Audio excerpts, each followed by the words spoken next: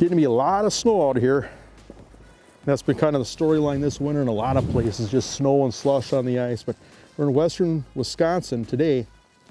But no matter where you go, one of the most coveted fish that swims for ice fishing has got to be a big bluegill. So we're going to hunt for some of these big Wisconsin bluegills on today's show.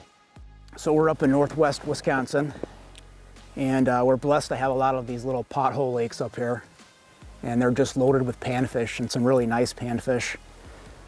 So we're working just a mud flat right now. A lot of these bigger fish during the middle of the day will just roam up and down this mud flat, and we're looking to pick a few of them off right now.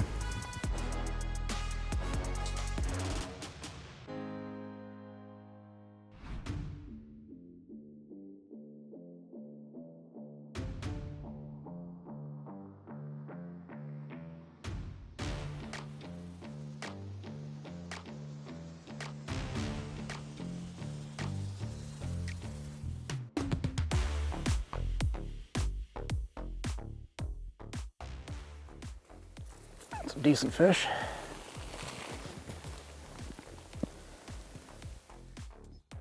It's been a lot of work this morning so far. These fish are super finicky.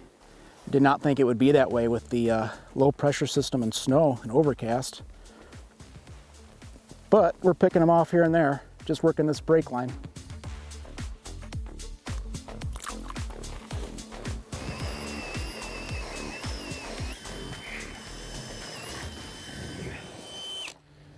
See how that snow is stained from that water?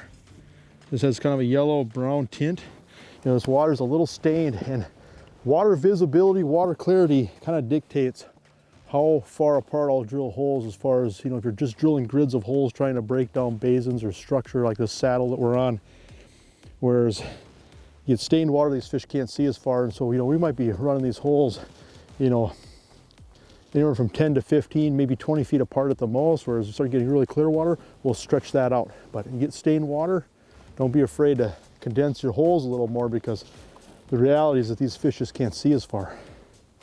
You know, this part of Wisconsin is just pretty. You know, there's lots of snow, lots of lakes, lots of opportunities if you love to ice fish.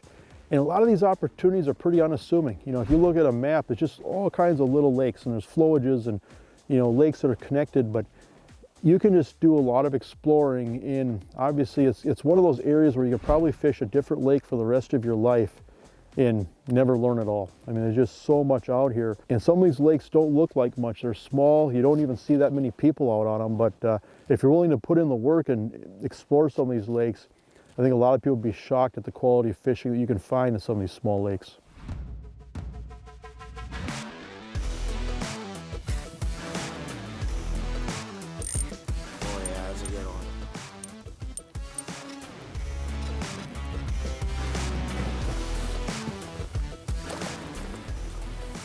Nice fish, bud. Ooh, it's a pig. Nice job. Crush that squirrel drop. Good start to the day, bud.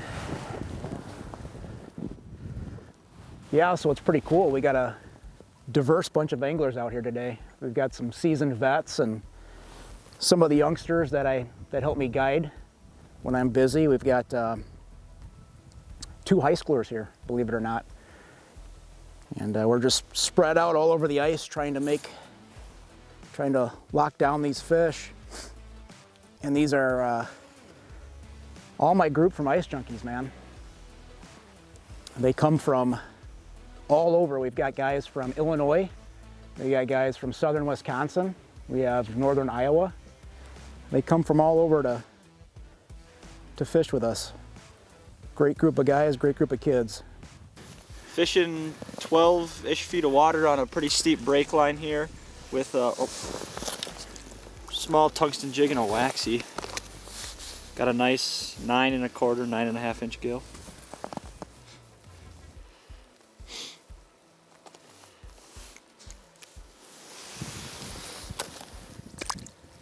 Yeah, they're starting to fire up a little better now. I think as it gets a little later in the day, it's going to get pretty crazy. Ice Junkies pretty much started as a brainchild of mine. Back in 2013, I was diagnosed with cancer, and pretty tough time in my life. I couldn't be out fishing, so I was stuck inside on the couch, and I wanted to create a platform to where I could meet and, you know, talk fishing, because that's all I could do at the time. And so Ice Junkies was born. And we started out with, you know, 20, 25 people, and it's grown to 93,000. We use the platform to do all kinds of things. We take group trips, we hold charity events, we hold our own panfish tournaments. So we really encourage anybody out there who is maybe looking to join a group and they want to get out fishing. Maybe they can't get out fishing because they don't have the proper gear or the means to travel on the ice. You know, get a hold of us, because there's, like I said, 93,000 of us. One of us will get you out. You know, so it's been fun to get to know this group of guys out here in Wisconsin, and, you know, this Ice Junkies crew, really fanatical, passionate anglers, you know, just people that love ice fishing. And what's really cool about this is that, you know, it's an opportunity for a lot of like-minded people to meet and collaborate. It's one of the biggest ice fishing platforms in the social media world. It's huge. And the exposure and the number of people that can get influenced or exposed to ice fishing is incredible.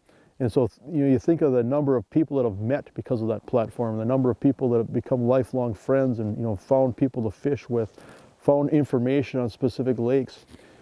At the end of the day, you know, social media isn't going anywhere. It's not going away. So, you know, all you can do is embrace it. But there's some good that comes from social media too, especially in the fishing community.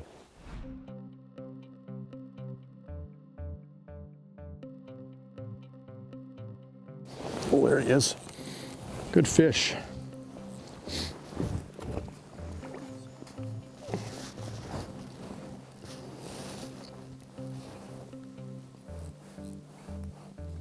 Here's a good one.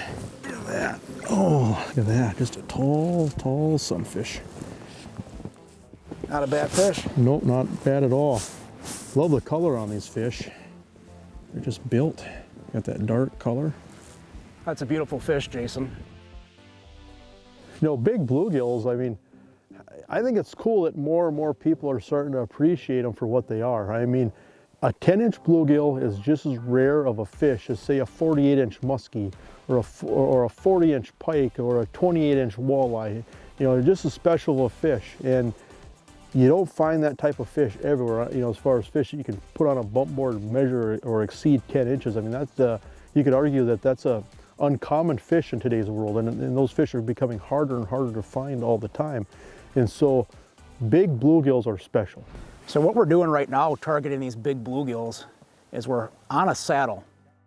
And these fish throughout midday are holding, for the most part, in these basins that are behind us. And what these bigger fish will do as it gets closer to sunset is they'll pull up out of the basins and start roaming these saddles, because that's where a lot of your insects are hatching, your bloodworms, you know, your mayfly larvae.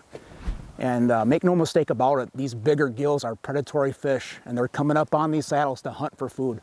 So that's what we're doing up here right now. Oh, that's a big one. Oh. Boom. Swirl drop to the dome. That one's gotta be pushing 10.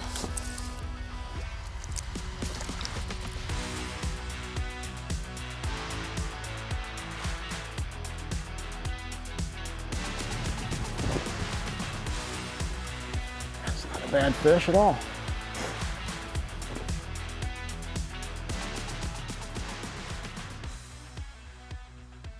Let's let her go to swim another day.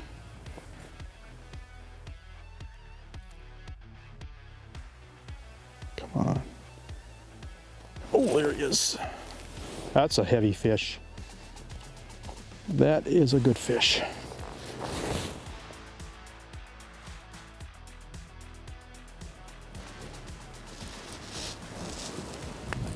Oh, look at that. That is a, oh my, look at that. Look at that. 6-inch hole. That is a big, big bluegill. Wisconsin grows some big bluegills. Look at that. Just kind of a classic. I mean, that catches a lot of bluegills in a lot of places, but just a small drop tungsten jig. I'm tying a snell knot on there, which I like to use for this lighter line and small jigs. And then just 2 waxworms that are crushed. There we go. Thank you. I'll show you what people mean when they're talking about crushing the waxworm. It's kind of a phrase some ice anglers will throw around, and basically what it is, they just squish that waxworm.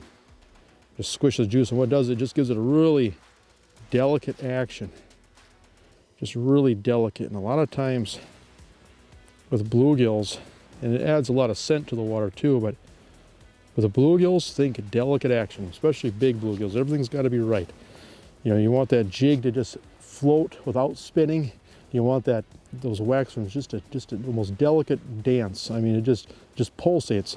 And a lot of times you accomplish that with your spring bobber, where you're just quivering that spring bobber, just quiver, quiver, hold, quiver, quiver, hold. You're not doing this so much. It's more of a vibration, more of a quiver, where you're just letting that rod tip, that spring bobber just shake like a bug. Like, think of like a back swimmer, or insect swimming through the water. That's what you're trying to imitate. And the thing about these spring bobbers, it's so important. It's not just a strike indicator. It has a huge influence on your presentation, in the sense you can just take a straight rod tip and just do the same quiver, and it's going to give that jig a lot more bump.